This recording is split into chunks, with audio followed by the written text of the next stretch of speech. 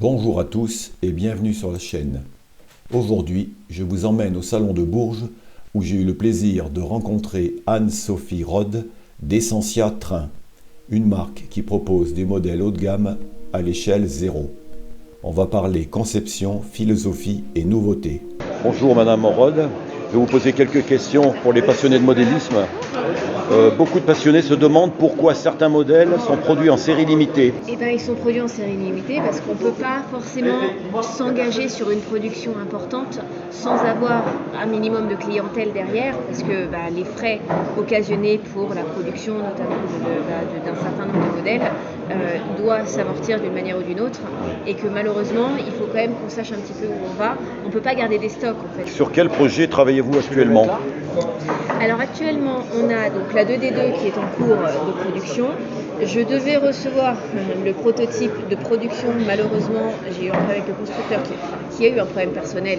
Il a perdu un être cher la semaine dernière. Mais bon, le projet avance dans tous les cas. J'avais prévu une livraison autour du mois de juin. La livraison a malheureusement été retardée de quelques mois et il s'est engagé d'ici la fin de l'année au mois de novembre. Bien entendu, l'ensemble des souscripteurs réservataires qui ne sont pas satisfaits de cette date-là, je les invite à me contacter. Pourquoi avez-vous choisi de reproduire par exemple cette locomotive plutôt qu'une autre ? Cette locomotive, c'est un aspect totalement personnel, de poursuivre le travail d'AMGL SARL, qui était la société fondée par mon père et qui avait à l'époque sorti 2 des 3 modèles de ce fameux triangle, et la 2D2 n'a jamais pu être sortie à temps parce qu'il s'est arrêté. Et en envisageant Essentia, l'idée derrière était de sortir ce modèle qui lui tenait vraiment à cœur et de me dire allez, elle aura été faite. Combien de temps vous faut-il pour développer un modèle comme celui-ci ? Dans les faits, en tout et pour tout, c'est environ 2 ans. 2 ans ? Oui, c'est 2 ans entre l'étude du projet, la réalisation donc la validation des plans techniques, la réalisation d'un prototype, donc un premier prototype d'étude pour voir un petit peu où est-ce qu'on va. Ensuite, correction apportée, un prototype de production qui celui-là est vraiment très proche du modèle définitif. Dernière petite correction à apporter au modèle et ensuite on passe en production. Et combien d'exemplaires seront produits ? Alors sur la 2D2, je pense qu'on va produire probablement une 60aine, 80 modèles. J'ai déjà un certain nombre de souscriptions réservations qui me permettent d'assurer la viabilité et pérennité du projet. Et quel est le compromis le plus difficile entre réalisme et bon fonctionnement ? En fait, on arrive à faire les deux. La seule chose, c'est qu'il faut savoir que des fois, ça prend un peu de temps pour arriver. On a un certain nombre de corrections et on préfère passer un petit peu plus de temps à réviser et s'assurer qu'on est correct. Et après, malheureusement, il y a une question de prix. C'est-à-dire que quand on veut des modèles de qualité, il n'empêche que au maximum, parce que je comprends bien, on est tous dans la même situation. Si on peut essayer de payer un petit peu moins cher un modèle, on demande. Mais l'inflation est ce qu'elle est. La Corée n'est pas du tout un pays pas cher en fait. Et les modèles sont. Alors, on aurait le choix de partir en Chine. On n'a pas encore, il y a certains fabricants qui le font, on n'a pas encore assez de recul sur la qualité des modèles chinois, et même si, attention, la Chine a vraiment, elle fonctionne plutôt bien, elle a beaucoup évolué, la qualité de ses produits d'une manière générale a beaucoup évolué par rapport à... Même en laiton. Même en laiton. Mais c'est vrai qu'on n'a pas forcément assez de recul, et j'aimerais d'abord sortir quelques projets, m'assurer de démontrer la qualité avant de m'engager ailleurs, si vraiment, mais...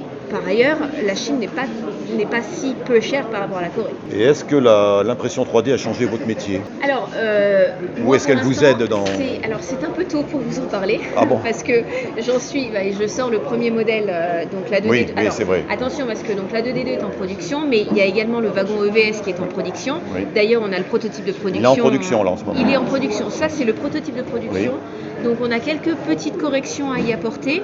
Mais une fois qu'elles sont apportées, on procède à la mise en production. Et après, donc, on a l'étude actuelle du panoramique. Alors celui-là, il avance. J'ai vraiment confiance parce que je n'utilise pas les mêmes constructeurs actuellement sur mes modèles.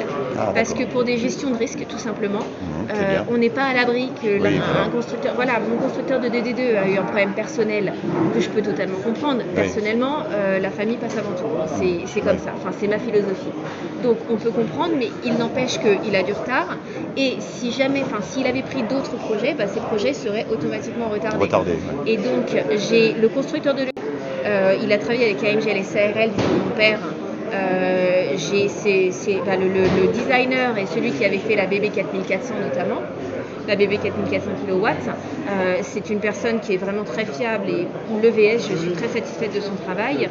Et le constructeur du panoramique, c'est un autre constructeur que je connais également, avec lequel nous avions eu des interactions à l'époque, qui travaille pour un autre constructeur connu d'ailleurs, dont vous appréciez fortement les modèles.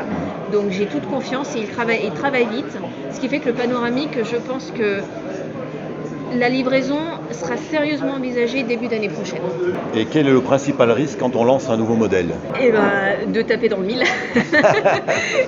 et d'être sûr que c'est le modèle qui est plaît et qui est attendu. Et justement, comment choisissez-vous les modèles que vous allez proposer? Je m'adresse à un groupe de personnes diverses et variées en fonction des centres d'intérêt, c'est-à-dire qu'il y a des gens qui sont plutôt intéressés par autorail automotrice, donc on m'adresse à eux pour savoir et faire des petits retours. Les personnes qui sont plutôt portées locomotive, on s'adresse à eux. Il y en a qui sont exclusivement vapeur, donc on s'adresse un petit peu, qu'est-ce que vous pensez de ces modèles?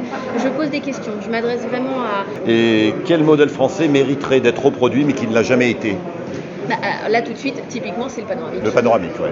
Là, vraiment pour moi. Et le panoramique, c'est un autorail qui a circulé dans ma région, notamment, que j'ai eu la chance d'aller voir directement parce qu'il est stationné à Ambert. Écoutez, je vous remercie, c'est très bien. Merci à vous. Un grand merci à Anne-Sophie Rode d'Essentia Train pour cet échange passionnant ici au Salon de Bourges. On a pu découvrir toute la philosophie derrière ces modèles d'exception avec un niveau de détail vraiment remarquable. Si cette vidéo vous a plu, n'hésitez pas à laisser un like, à vous abonner et à me dire en commentaire ce que vous pensez de ces modèles à l'échelle 0. Et restez bien jusqu'à la prochaine vidéo puisque je vous proposerai très bientôt une nouvelle interview, cette fois-ci avec Monsieur Wildy de Lematec, avec encore de très belles choses à découvrir. À très bientôt.